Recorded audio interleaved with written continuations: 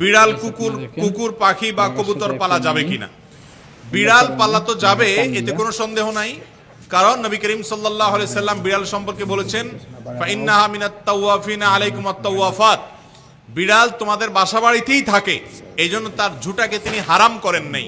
বিড়াল যদি কোনো কিছুতে মুখ দেয়, তাহলে কুকুর মুখ দিলে যেরকম হারাম হয়ে যায়, নাপাক হয়ে যায়, বিড়াল যদি মুখ দেয়, বিড়ালের ঝুঁটা কি হয় না, নাপাক হয় না।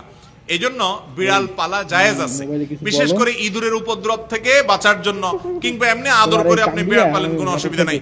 আপনারা সবাই জানেন একজন সাহাবী ছিলেন, নাম হলো আবু হুরায়রা, নাম শুনছেন না, রাদিয়াল্লাহু তাআলা আনহু।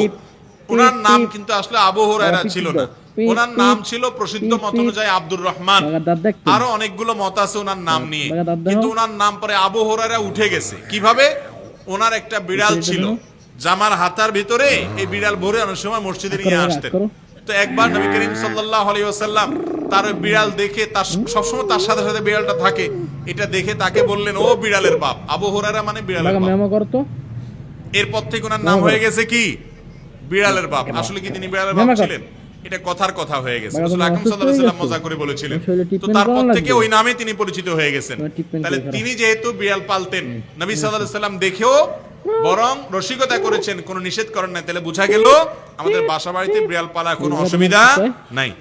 কুকুর পালার ব্যাপারে তখনই জায়েজ হবে যখন কুকুরটা পালবেন আপনি পাহারাদারের কাজে, এবং সেটা বাসা বাড়ির ভিতরে না, সামনে তার থাকার জন্য আলাদা ঘর করে দিলেন, রাখলেন, খাবারের ব্যবস্থা করলেন। উদ্দেশ্য ঘেউ ঘেউ করবে, চোর ডাকাত আসলে আপনাকে অ্যালার্ম করবে, অ্যালার্ম দিবে এবং পাহারাদারি করবে। পাহারাদারের জন্য কুকুর পালা জায়েজ আছে, শিকার করার জন্য কুকুর পালা জায়েজ আছে। আমাদের দেশ সহ পৃথিবীর সব দেশে বিভিন্ন আইন শৃঙ্খলা রক্ষাকারী বাহিনীরা তারা বিভিন্ন কুকুর পোষেন। সেই কুকুরগুলো সিকিউরিটিতে তাদের হেল্প করে থাকে এবং তাদেরকে প্রশিক্ষণ দেওয়া হয়ে থাকে। এগুলো সবগুলো জায়েজ আছে। কিন্তু বাসা বাড়িতে কুকুর পোষা, এটা ইসলামী শরিয়ার দৃষ্টিকোণ থেকে